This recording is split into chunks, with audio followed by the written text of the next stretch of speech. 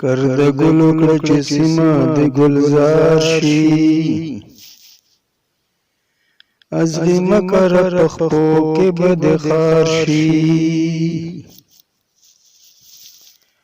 کر د ګلو کړه چې سیمه د ګلزار شي